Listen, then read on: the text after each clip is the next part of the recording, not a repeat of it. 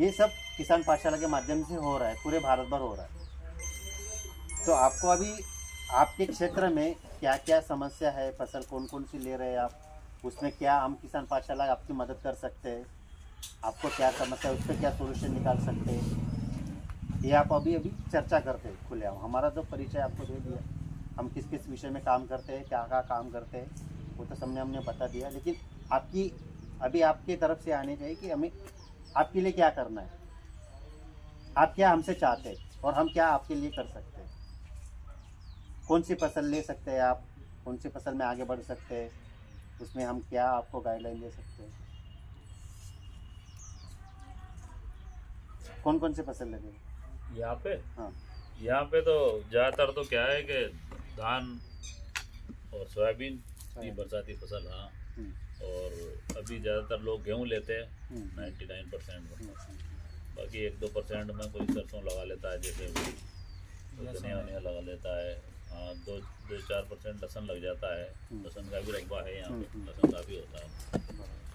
अभी 3 सालों से पिट रहा था किसान, कपास इस बार वगैरह ठीक हो गया है। कपास नहीं नहीं, कपास का तो बिल्कुल ही नहीं है, नाम ही नहीं है कपास का। और केला कितना क्षेत्र में होता है? केला तो बिल्कुल ही नहीं है इधर, तो आसपास 100-200 किलोमीटर में पहली बार इन्होंने लगाया। इन्होंने लगाया। हाँ, 200 किलोमीटर तक कोई लगाने वाला नहीं है केला है, मान के चलो। हाँ, क्या है उसमें देखो, हम जो पारंपरिक फसल ले रहे हैं, चाहे वो सोयाबीन हो, गेहूँ हो, धान हो, उसमें हम कितना भी अच्छा कर सकते हैं तो ज़्यादा से ज़्यादा कितना उत्पादन ले सकते हैं? सोयाबीन 4 कुंटल बिकेगा ज़्यादा से ज़्यादा भाई। कितना भी अच्छा करो हाँ, तो धान 10 क्विंटल ले सकते हैं। हाँ, 10 कुंटल धान, 10 कुंटल ले हाँ। सकते हैं भाई। और आज का भाव चलो अपन मान लो 4-4.5 हज़ार का है, 5 हज़ार का भाव पकड़ के चलो सोयाबीन में, सोयाबीन 20,000 10 एकड़ भी हुआ तो 50,000 का आपका ये हुआ। भाई। जैसे भाई सोयाबीन 1 बीघे में 20,000 का, 20,000 मतलब 50,000 रुपये एकड़ का। 20 हम और धान जो है अभी के रेट के हिसाब से मान के चले अपन तो 1 लाख रुपए एकड़ का। 1 लाख रुपए एकड़, हाँ, बस उतना होता है। मतलब कितना भी अच्छा करे अपन, कितना भी खाद प्रबंधन हो ही नहीं सकता। स्प्रे शेड्यूल अच्छा करे तो उतना ही आता है। छह भी निकले ये तो इतना भी नहीं हाँ, निकलता, उतना भी निकलता है। नहीं निकलता है, तो मेरा तो बहुत ज़्यादा 50 होता किलो है। सोयाबीन भी निकलो हमेशा को नहीं भाई सब सोयाबीन 2 कुंटल भी निकलता है। हमेशा को 50 किलो भी निकलो। इतने साल गलती से निकले पड़ेंगे।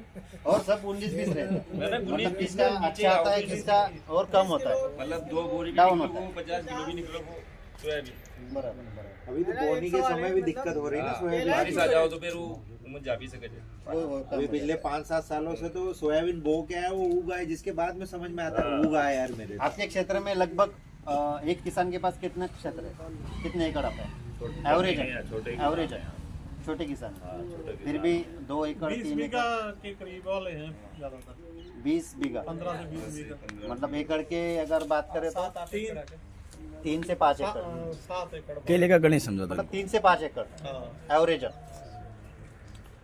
उसमें देखो आप जो पारंपरिक खेती ले रहे हैं वो तो फसल ले रहे हैं आप, उसमें अपना खर्चा मुनाफा जो भी कुछ है चला रहे हैं। अभी एक आपकी प्लस पॉइंट है, ये अच्छा है, आपकी मिट्टी एकदम फ्लैट है, मतलब पूरी जमीन ऐसे फ्लैट है, जहाँ तक नज़र दूर तक नजर जाती पूरा ऐसा सपाट दिखते है, हाथ जैसा। और प्लस पॉइंट आपका ये भी है कि आपके यहाँ पानी की क्षमता, मतलब पानी अच्छा खूब है। अगर हमारे महाराष्ट्र, गुजरात, राजस्थान, अपना जो भी जहाँ पर केला होता है, अच्छा पपीता होता है, गन्ना होता है, उनकी बात करें तो अभी क्या है कि हमारा पानी अभी बहुत कम हो रहा है। महाराष्ट्र में अगर बात करें तो जहाँ भी केला सबसे ज़्यादा उत्पादन होता है उसमें बारिश कम है, मतलब जो किसान 10 एकड़ 20 एकड़ केला लगाता है वो अभी 2-3 एकड़ पे आ गया है अच्छा। पानी की वजह से, क्योंकि वो साल भर की फसल है। अगर आप आज अगर अपने पास अच्छा पानी है, हम अगर लगा दें, लेकिन अप्रैल मई जून में अगर पानी का शॉर्टेज आ जाए तो पूरा फसल बर्बाद हो जाती है, नुकसान हो जाता है। इसलिए वो क्या कर रहे हैं कि जितना पानी है अवेलेबल है उतने ही कर रहे हैं। तो अभी आपको एक मतलब अच्छी अपॉर्चुनिटी है, एक अच्छी संधि है कि आप केले में अगर बढ़ते हो, केले के क्षेत्र में सोचते हो तो आपके लिए अभी अच्छा चांस है। उसमें क्या है, केला अपने क्षारीय पानी में होता है कि इसमें नमक है हमारे पानी में?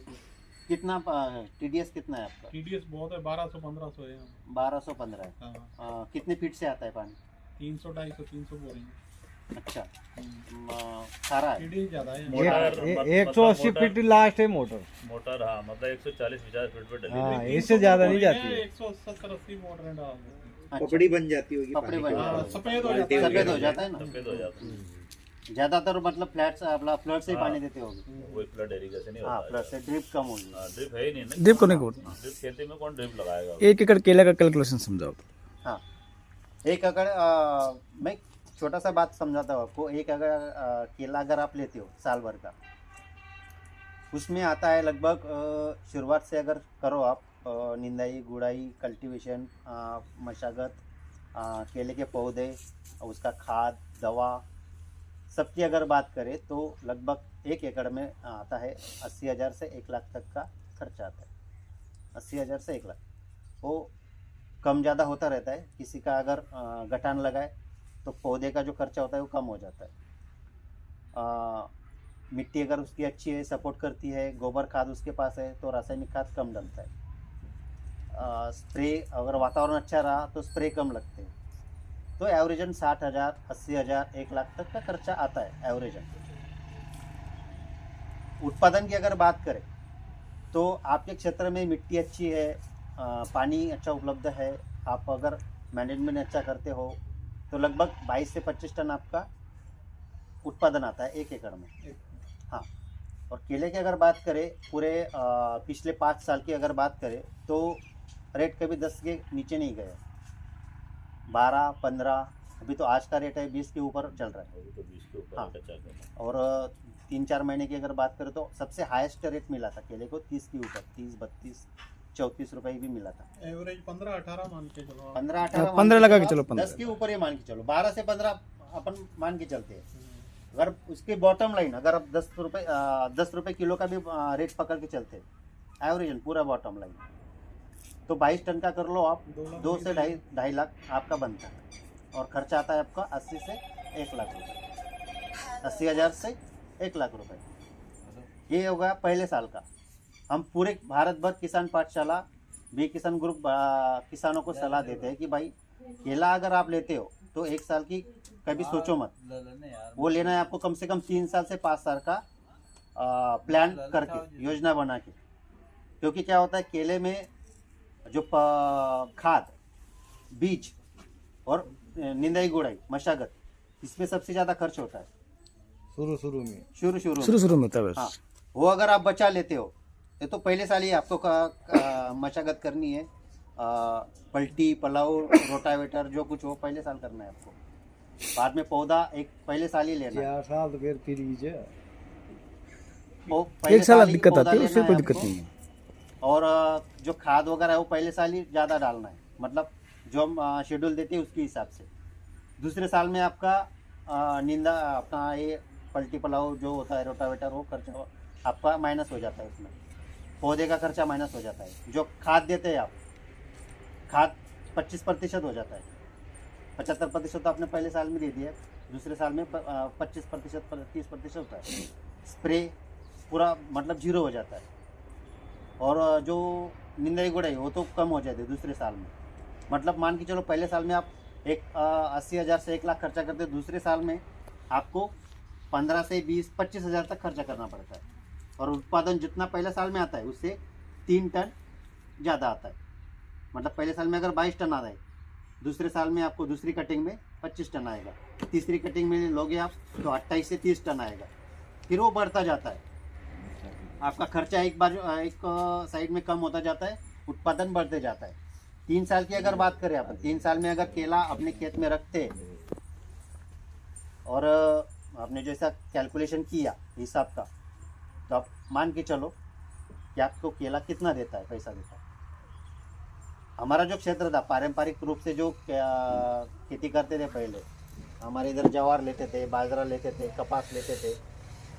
और जो अभी केले पे किसान शिफ्ट हुए, तो अभी आप देखो हर मतलब जो उनके घर पे जो गाड़ियाँ है, 4 व्हीलर है, ट्रैक्टर है खुद के, उनके बच्चे अच्छे की पढ़ाई में जाते हैं। तो ये जो सब उनका अर्थ कारण जो उनका चेंज हो गया, फाइनेंशियली वो जो सब बदल गए, वो खाली केले की वजह से। दूसरा ऑप्शन है आपके लिए पपीता का। केले और पपीते की बात करें तो पपीता केले से और बेटर है, खर्चा उसमें कम है, उत्पादन केले से ज़्यादा देता है।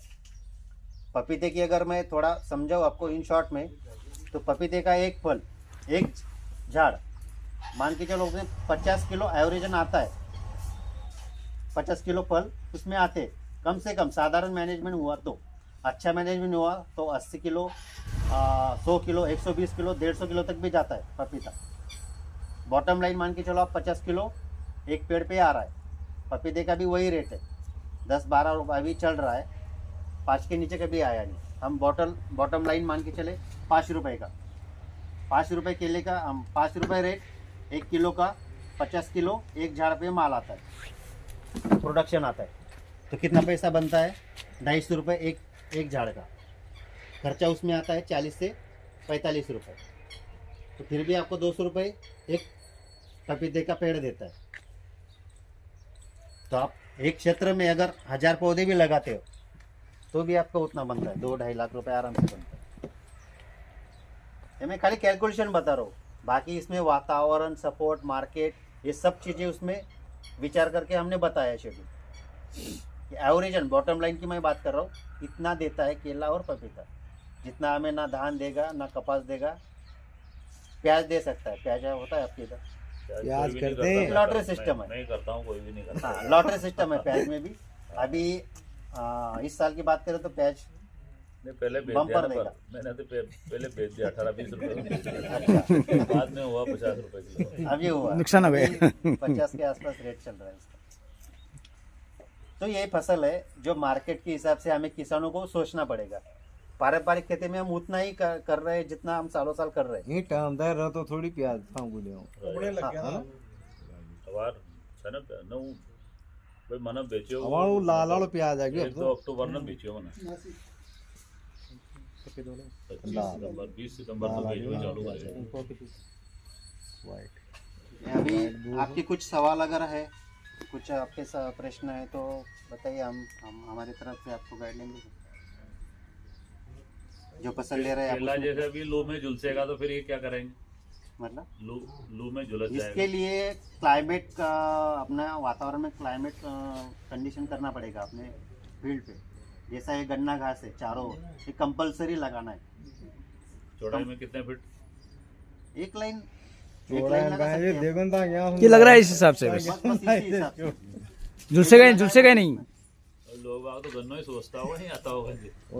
आप अपनी इधर की बात कर रहे हैं। नंदा जी तो हाँ, लेके अभी जाएगा क्या वो हो रहा है, साटा तो देखो। था। पहले 5 साल 10 साल से अगर पढ़ाया जाता था हमें किताबों में कि भारत में अगर सबसे ज्यादा टेम्परेचर है तो राजस्थान पहले आता था। अभी क्या होगा कि पूरे भारत में अगर यूपी की बात करें आप, 45 के 48 डिग्री टेम्परेचर एवरेजन सभी तरफ हो गए, सभी तरफ हो गए। ऐसे नहीं कि खाली राजस्थान में होगा। बरसात में जो जुलाई में जो गर्मी पड़ती है ना, वो ज्यादा खतरनाक होती है इधर भी। हाँ, उसमें ज़्यादा लू चलती है तो इसके लिए ये सपोर्ट करेगा आपको। नेपियर का गन्ना घास जो होती है उसका सपोर्ट रहेगा। बाकी जो आप हरी पट्टी जो बांधती है ये कृत्रिम हो गए, और हाइट भी कम रहती है उसका, वो खाली क्या हवा रोकती है। ये क्या करता है, इसकी चौड़ाई भाई कम से कम 10-20 फीट तो रखें, जब जाके फर्क पड़ेगा। नहीं दो कोई लाइन लगा दो, उसमें 2 लाइन कर सकते हो लास्ट में। क्योंकि हवा का आपके प्रेशर खेत में एकदम क्या पूरा फसल लगी है दिखना ये कर देता है। जो गर्म लू होती है उसको तो रोकता है, बाद में जो हवा चलती है उसके पत्ते हरे पत्ते रहते हैं, तो आगे की जो हवा चलती है वो फिल्टर हो जाती है, टेम्परेचर उसका कम हो जाता है। और ये ठंड में भी काम करेगा आपको। जैसे ज़्यादा ठंड है तो रात को देखो 2 बजे से 5 बजे तक सुबह ज़्यादा ठंड आती है, ठंड वारे आता है, मतलब हवा आती है, पवन आती है। तो जब ठंड आती है तो ये ठंड का हवा को भी रोकेगा और आगे उसको तो केले में भी पाला मारता है क्या? ग्रीटिंग कार्ड है। करता है, मतलब पूरे साल भर आपको ये रक्षण करता है, संरक्षण करता है दोनों लाइन। नहीं, केले में पाला जैसे दूसरी दुनिया में ठंड पाला से पड़ता है, दुनिया ठंड से खराब हो जलता है जाती कि केला भी ये जलता केला है? भी होता है कि ये पूछ रहे हैं। जलता है कि केला भी सर्दी से? हाँ, थोड़ा रुकता है थोड़ा। नहीं, जैसे धनिया की फसल खत्म हो जाती है जैसे पाला पड़ता है तो नहीं इतना खराब नहीं होता। इधर ही उज्जैन साइड में तो गेहूं में पाला पड़ जाता है। हाँ, पड़ता है। इधर नाजुक फसल होती है, केला थोड़ा सक्षम होता है तो रोक सकता है। उसके हाइट उम्र क्या है उस हिसाब से। छोटे अगर पौधे आपने अभी लगाया 1 महीने का पौधा है उस पर पाला पड़ेगा तो ज़्यादा नुकसान होता यूपी में बहुत ठंडी है पर फिर भी हो रहा है है। वहाँ। फिर भी हो रहा है अच्छा, यूपी में सर्दी फिर भी केला कौन से एरिया में हो रहा है यूपी में? पूरे बहुत सारे करीब- सभी करीब- जिलों में भाई लगभग। यूपी में मिट्टी ऐसी है ना भाई, वहाँ पे मिट्टी बहुत भुरभुरी है वहाँ पे। नहीं, आपकी अगर मिट्टी की बात करें तो वही यूपी में कुछ ज्यादा फर्क नहीं है, आगरा बेल्ट में तो देखो बहुत ज्यादा फर्क नहीं है। नहीं, मिट्टी ये फिर भी हो रहा है। बहुत सॉफ्ट मिट्टी है इधर। आगरा बेल्ट में तो बहुत सॉफ्ट है, आगरा मथुरा में। हाँ है। वहाँ तो इतने ऊंची पहाड़ी बांध देते हैं लहसुन उसके लिए, आलू के लिए हम्म। इतने चौड़ी, इतनी मशीन बांध देती है वो। हमारे तो बांध नहीं सकते किसी भी हालत में। यहाँ पे तो जो लू आती है ना, चार उसके लिए हमने जो सभी फसलों के लिए लगभग केला अभी हो। मैं पिछली बार गया था, जो कल्टीवेटर पूरा बिठा रखा है, देखो आप। हाँ, हाँ। इसके लिए सबसे जो आसान तरीका हमने बताया वीएम स्प्रे का, मिट्टी और वाइसरमेटा का स्प्रे। ये जो करते हैं ना आप, किसी भी फसल में करते हो, चाहे छोटी फसल हो बड़ी फसल हो, ये नहीं, आपको वो नीचे डालने के लिए बोल रहे थे ना, नीचे बट्टी खाद हो, बट्टी खाद, वो बट्टी का खाद, अलग प्रोसेस है। ये वीएम स्प्रे के बारे में बता रहा हूँ मिट्टी मैं। वाला। मिट्टी का स्प्रे ये वो क्या बना रखा है भैया, देखो वहाँ पर। हाँ, मिट्टी वाला स्प्रे बनाया क्या मिट्टी करता के है लिए, आपको? मिट्टी को स्प्रे करने के लिए बनाया होगा। हाँ वो बना रखा है, ड्रम में बना रखा है, अच्छा बना दिया। वो बना रखा है। ये हमारी मिट्टी को स्प्रे करियो जे हम। ओके अंदर वो डाले थे ना वर्मी इसका वाइसरमेटा, सबसे अच्छा एक वाइसरमेटा। फायदा मैं आपको बताता हूँ। जैसा ये जो बीमारी आती है, सकिंग पेस्ट जो आती है, उससे तो संरक्षण करता है, लेकिन दूसरा अच्छा काम करता है, जो पत्तों पे जो जैसे मिट्टी की बारीक लेयर जो बन जाती है ना, जैसे अभी ठंड है, Protection हमने करती है। सबने स्वेटर पहना लिए, तो पत्तों पे स्वेटर का काम करती है। उसमें बीमारी भी कम आती है और जो क्लाइमेट का जो इफेक्ट होता है वो भी कम होता है।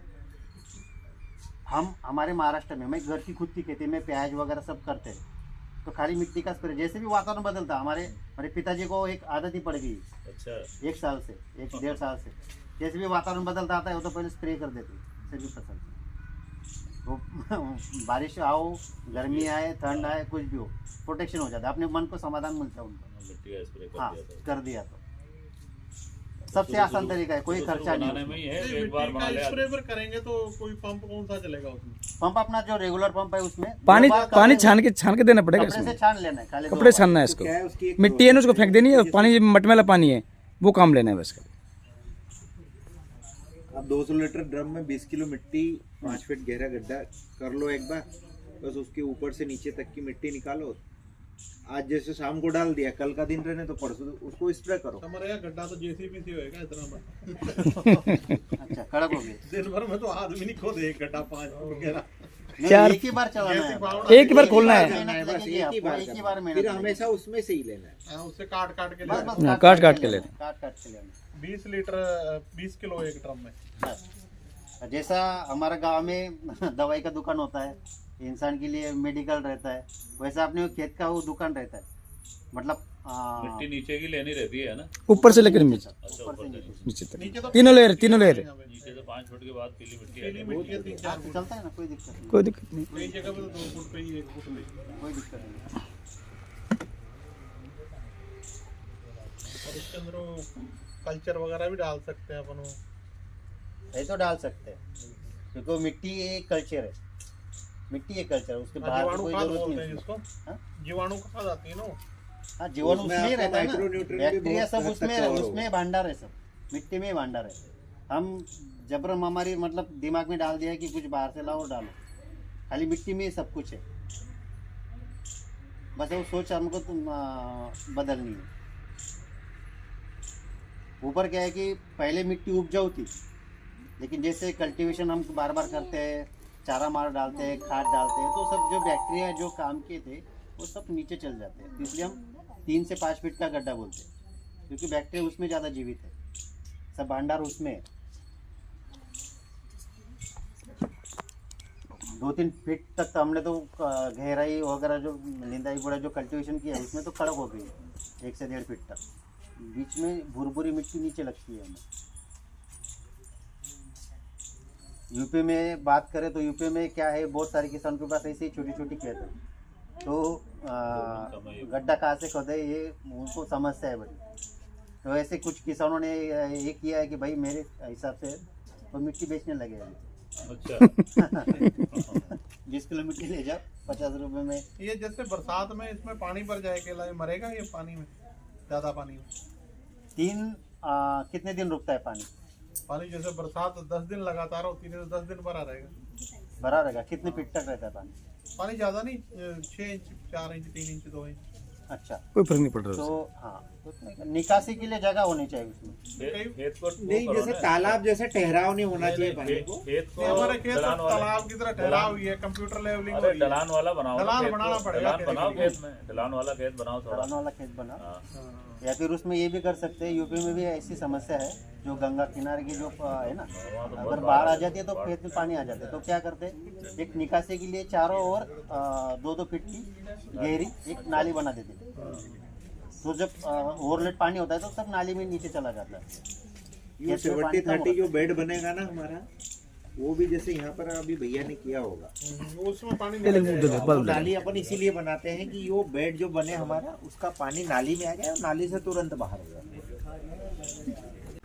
राम राम किसान भाइयों, तो ये वीडियो अगर आपको अच्छा लगा हो तो इसे अधिक से अधिक किसानों तक भेजें। वीडियो को लाइक करें, कमेंट करें एंड चैनल को सब्सक्राइब करना ना भूलें। Thank you. राम राम।